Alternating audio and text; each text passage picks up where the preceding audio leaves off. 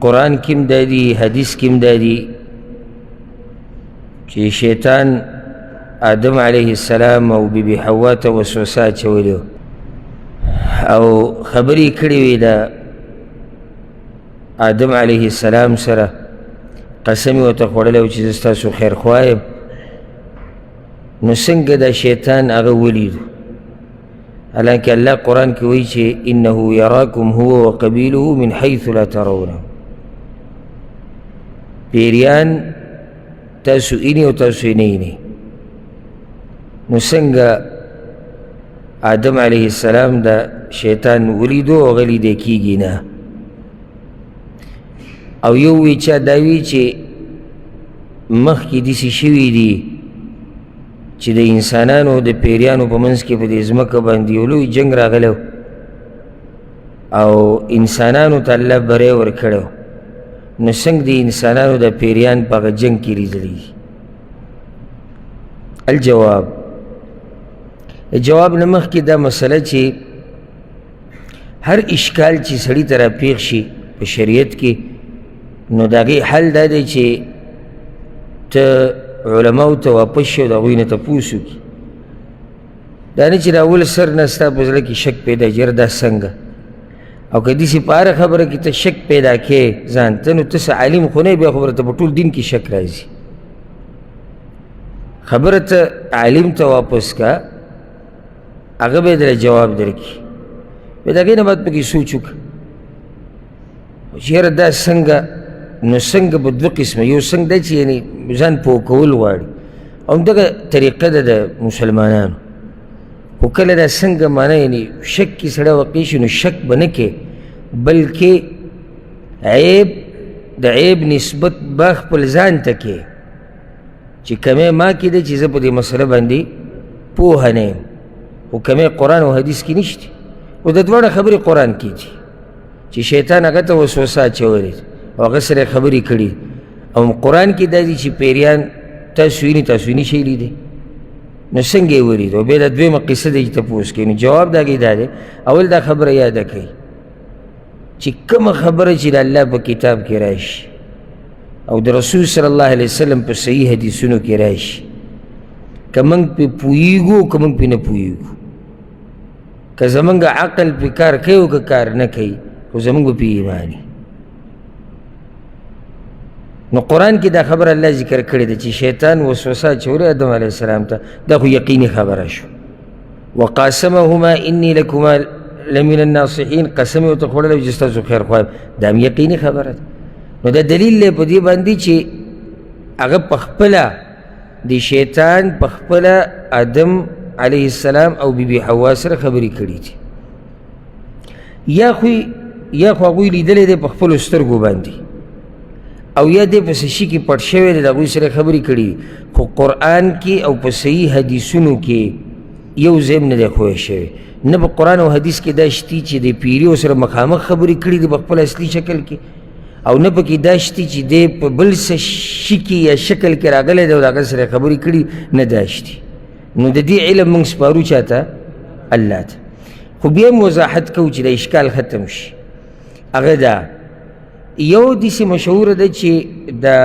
ابلیس جنت ته څنګه ننوتی دی د مار په خوله کې ننوتی دی او دې باره کې ډېر روایات دي اسرائیلي چې هغه امام طبري رحمه الله په خپل تفسیر کې راوړي دي او نورو مفسرینو هم راوړي دي او داسې بعیده نه ده یعنې دا داسې خبرې نه دي چې یاره عقل یې نه مني دا کیدی شي چې مار ننوتو جنت ته او د هغې په خوله کې څه و پیری نو بیا یې د آدم علیه السلام سره به خبرې کړي هغه ته یې وسوسې ور اچولي دي دا کیدی شي او اسرائیلي روایت چې کله راشي چې زموږ د شریعت خلاف نه نو قانون تا ته شریعت دا ښوولی دی چې نه به ورته دروغ وایي نه به ورته رښتیا وایي دروغ به ورته ولې نه وایي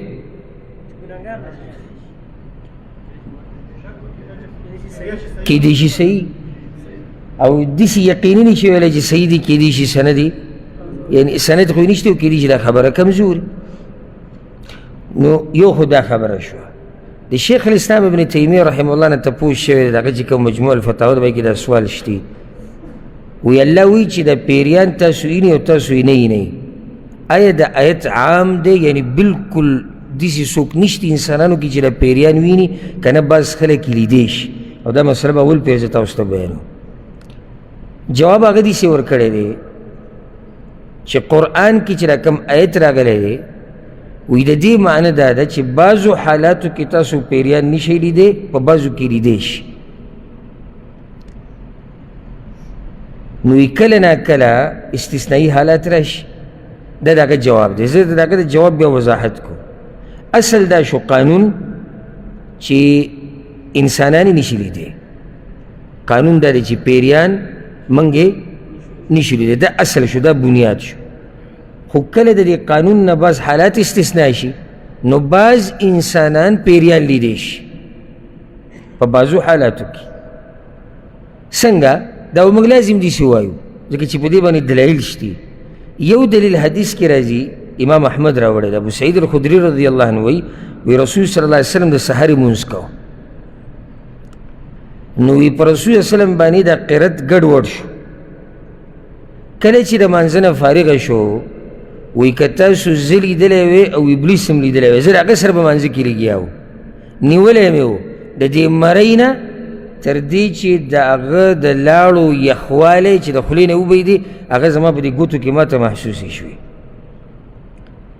خو که چېرته وي زما رور سلیمان علیه السلام دغه دعا نه وی غوښتې سلیمان علیه السلام ویلي یا الله داسې بادشاهي راکړه چې بل چاله یې نه ورکړي نو د پیریان الله هغه ته مسخر کړي نو که چېرته هغه د دعا نه وی غوښتې نو ما دله د دې جومات په یو ستنې پورې د ابلیس تړو او سحر له به پې د مدینې ماشومانانو لوبې هم کړې وي لیدلی دی دلته که نه لیدلی لیدلی دی نو لازم به دا جواب کې چې قانون خدا دی چې نه لیدی کېږي خو بعضو حالاتو کې لیدی شي بل دلیل پې دا دی دا په صحیح بخاري کې دا روایت دی او په هغې کې م رسول صلی وسلم دا خبره ذکر کړې ده وی یو پیری راولګېدو شیطان په ما باندې مونځ ګډوډ کو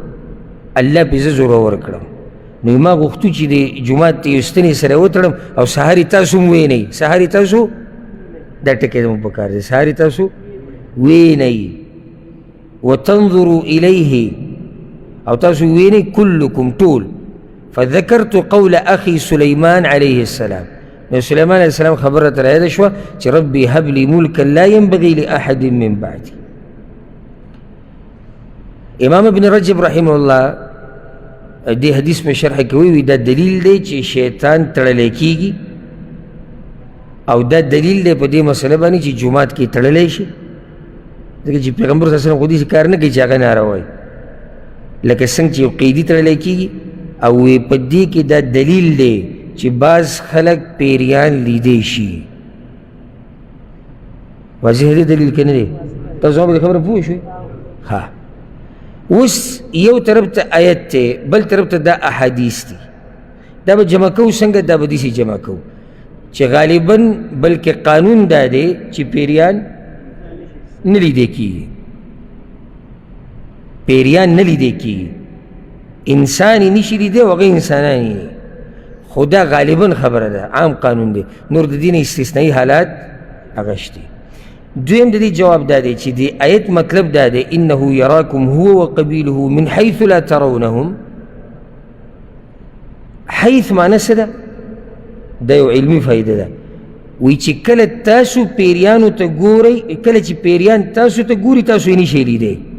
پیریان چې کله موږ ته ګوري نو موږ یې نشو لیدی خو چې کله موږ ته نه ګوري نو بعض انسانان یې لیدی شي او بل جواب دا کړی د بعضو علماو چې پیریان په خپل اصلي شکل کې د انبیا لیدی شي او دا د هغوی معجزه ده او باقي چې کوم انسانان دي دوی نشي لیدی آدم علیه السلام دی کې راغی ستاسو څه خیال دی کومه خبره به صحیح چې صرف انبیا لیدی شي څه دلیل دی چې عام انسانان یې تاسو به یې وینئ نو قانون دا شو چې اصل دا دی چې پیریان نه لیدی کېږي کله ناکله کیدی شي چې الله یو نیم کس ته پیری په اصلي شکل کې وښیي او دا موږ لازم وایو چې کله موږ د آیتونه او د حدیثونه راجمع کول غواړو ځکه که ته یو طرف رانیسې نو بیا د بل طرف په تا باندې که څوک دغه ذکر کې په تا به اعتراض کوي چې یاره دا څنګه او دا څنګه، نو دې سره اشکال ختم شو. دې سره دا فایده ده د پیري کم شکل چې زموږ په دې ذهن کې دی او د وړوکوالي نه زموږ په ذهن کې کېنولی دی، د ده غټ غټ نوکونه دي، اوږده اوږده لاسونه یې دي او لکۍ یې ده او داړې بهر ته راوتي، داسې خیالي تصویر دی. دا خیالي تصویر دی. دا چا بیان کړی چې پیری داسې دی؟ نو دا کمزوري خبره ده. ضرور دا ویلي دي هغه جنګ چې شوی دی پیریانو انسانانو منځ کې، هلته یې څنګه لیدلي؟ نو دغه واقعه غیر مستند واقعه ده،